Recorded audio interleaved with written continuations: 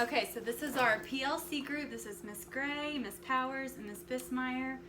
We three are kindergarten teachers, and then this is our read teacher here at Holy Trinity. So guys, what we've been doing, here's our agenda for our PLC meeting. First I'm going to talk about our vision statement for our fluency intervention.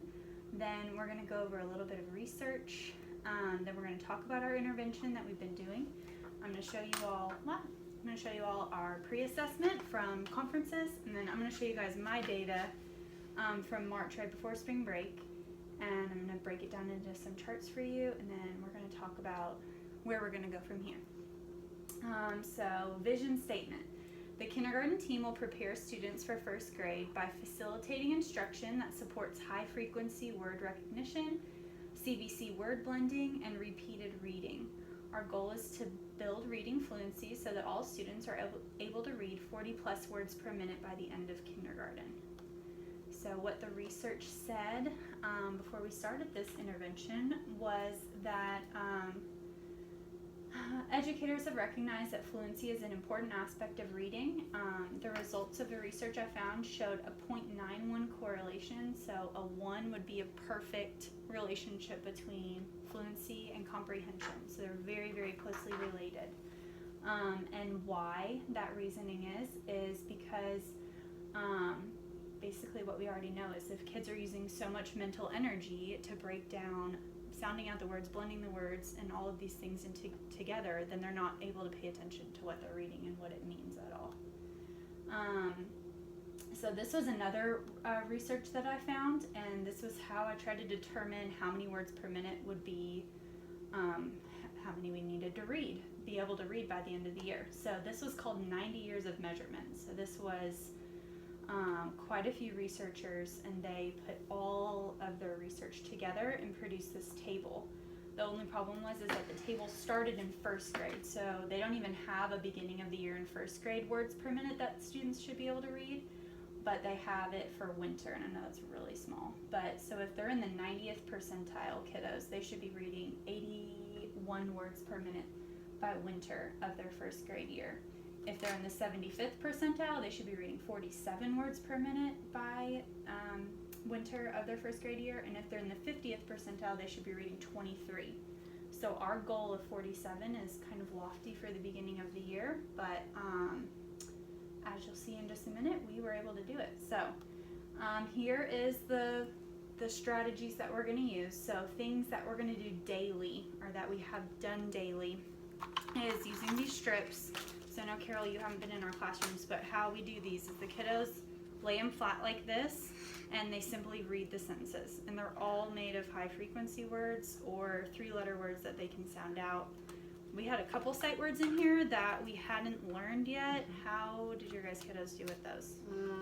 It was hit and miss. My top group got it. My lower group, I told them the word. I let them attempt it first. But I did the same thing. And some of their practicing and stuff, they mastered it. I know my kids were able to do a couple of them. I did a And sight some of word. them got it just by the context clues. The little, they got it by just what the sentence was saying. So different ways that I did this in my room was had them read it independently 3 times in a row, and then they would read it to me. If they got them all right, I let them have a new set. I had them read it independently with a timer, so I told them if they had to read it once through, and then they read it again with a 1-minute timer, and if they could read it in a minute, then they were allowed to get a new one. So that was another center I did one day. Then another day I did it where they had a stopwatch, and I gave them a sticky note, and they read it once with a stopwatch and recorded how many minutes, seconds it took them, and then they read it again to see if they could get a smaller number. And then also reading using whisper readers, those little like telephone thingies that they can use so that they can hear themselves talk. So yeah, we have these. I think, does everybody have red, orange, and yellow? Yellow. I haven't started using green yet. I haven't. no, either. I'm not to green. So how many times a day were you guys doing that? Or I mean, how many times a week were you guys doing this? Pretty much 4. Every instructional day, it was out there available to them to practice. Then I assessed it at the end of the week. Okay. And I assessed mine on Monday. I gave mine the whole week. And And And I they did did it the on following Monday. The week. assessment happened on Monday. I did mine. I did a little bit of both. I assessed on Tuesday some weeks.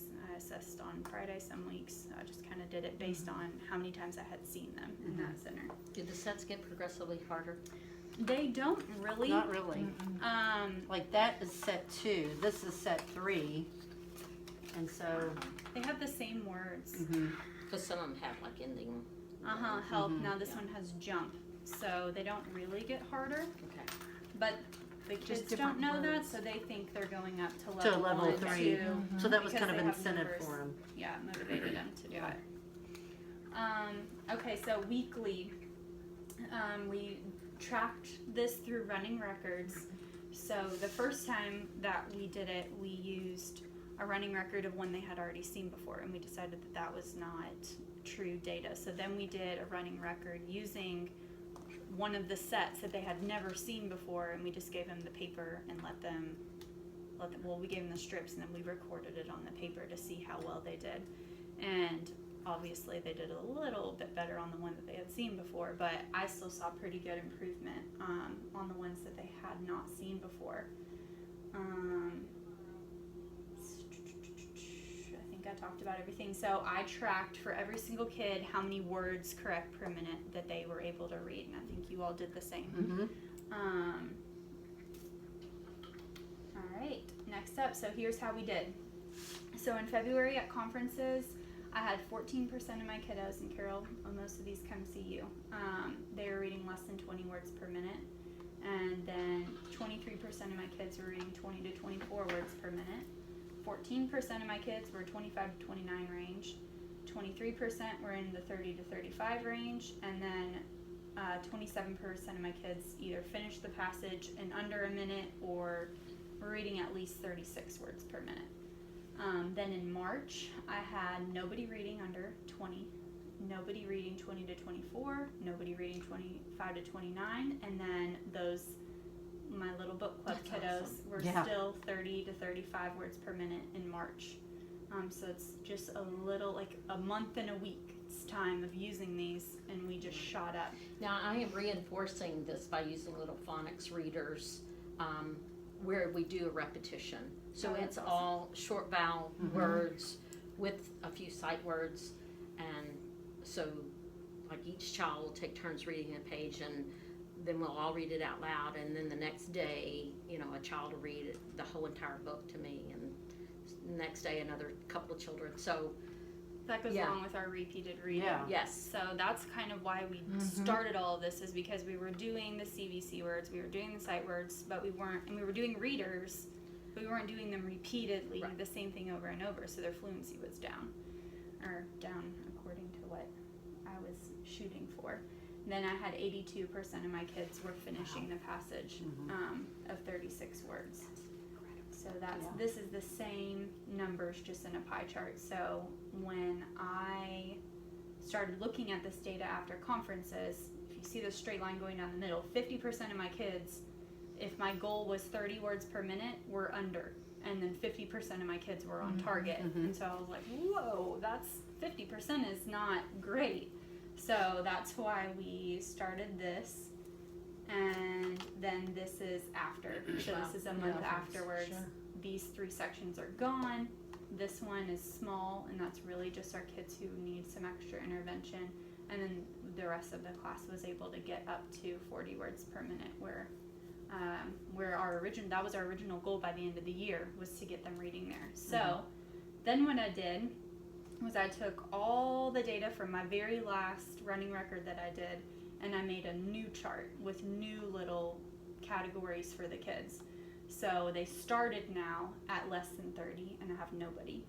So then I have 30 to 35. So I still have some kids reading 30 to 35, which is my purple chart, is my purple little pie part here. Now these guys are in orange in this chart. So these guys we want to get reading a little bit quicker. All of these guys made up that blue section. So now if we break that down into how far we can push them, this big huge section, all these guys were finishing my running record in under a minute, and some of them well under a minute, like in 30 seconds. And then these little kiddos, I think we should just keep doing it through the end of the year to see how far we can get. I liked breaking it down to see that we are still like having different levels of reading going on, but that we are all at least meeting our target. What did I put in here?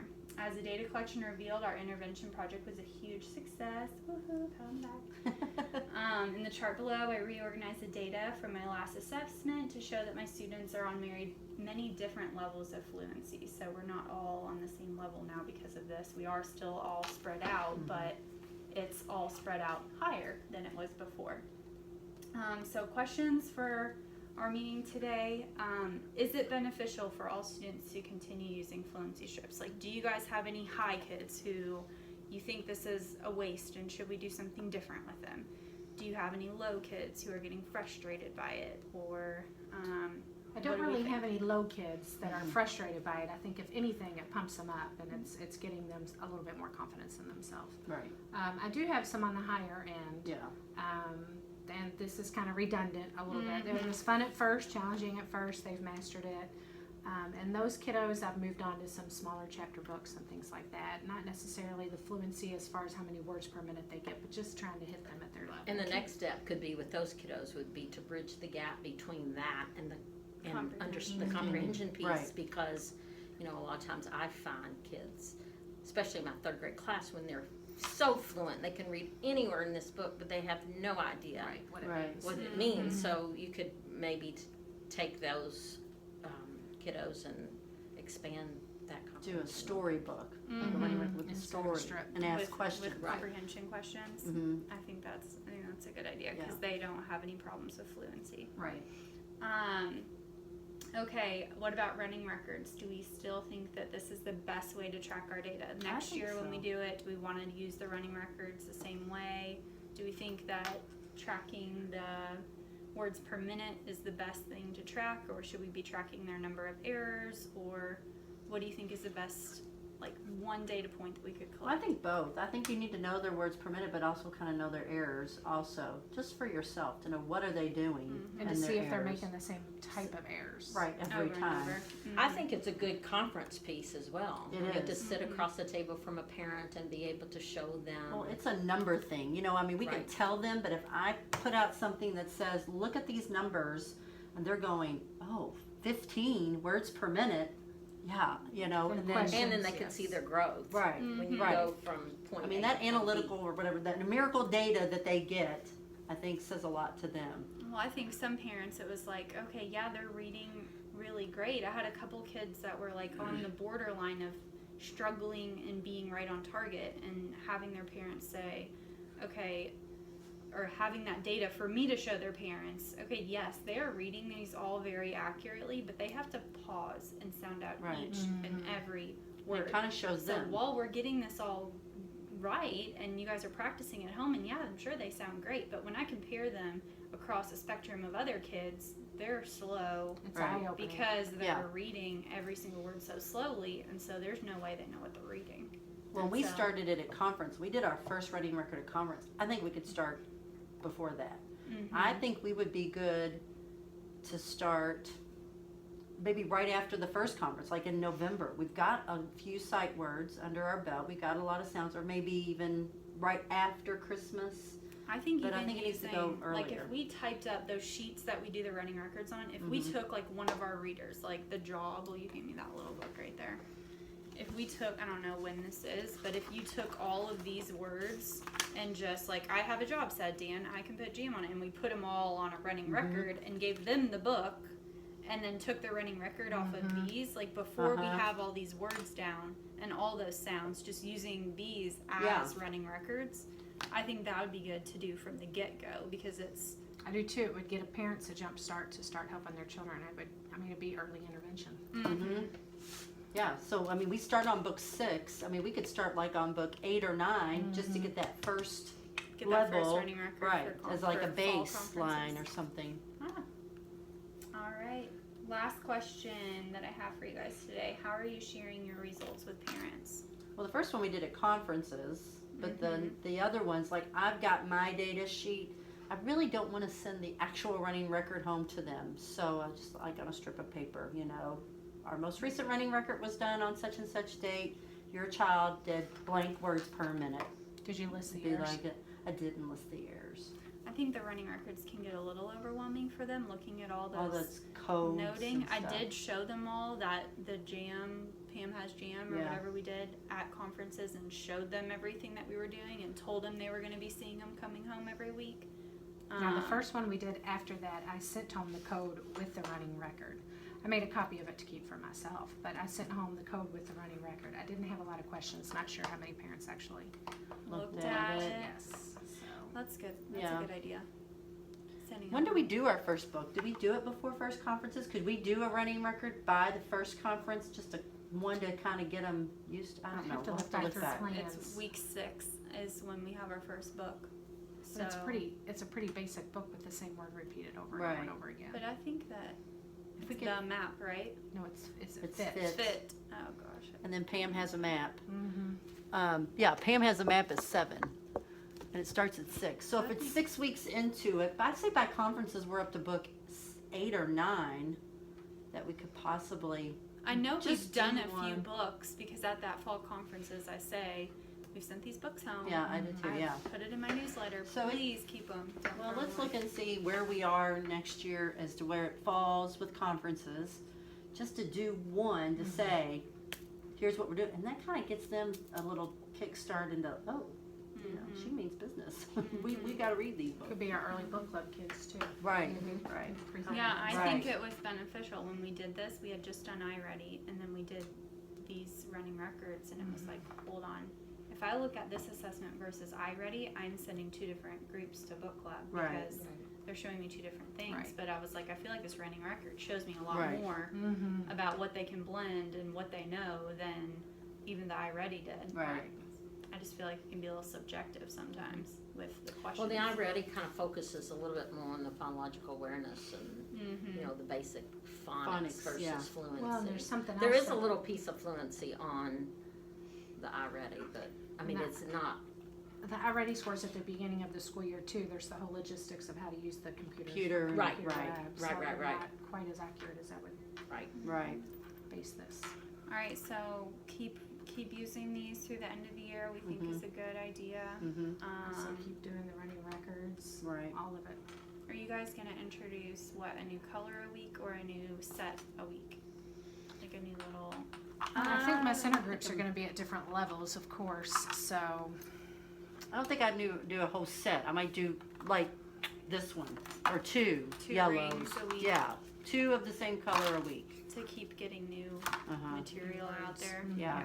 I'm ready to take. these are really cute. We did them today, and I was ready to take the red ones out of there. yeah, the red ones they're done with the red. They were fun to make too. I'm pretty sure this Amy Lemons lady is the one who made this, if I am correct. Or no, the Moffat girls. Moffat girls, yeah. I Moffat. think yeah. I feel like they're going to be at that Chicago conference. That we want to go That's to. it. All right. All right, guys, that's it for today. Thank you Y'all so have any much. other questions? I don't think so. Keep working through Doing it. good. Thank you, thank you. You're Can you hit welcome. the Kelly, will you hit the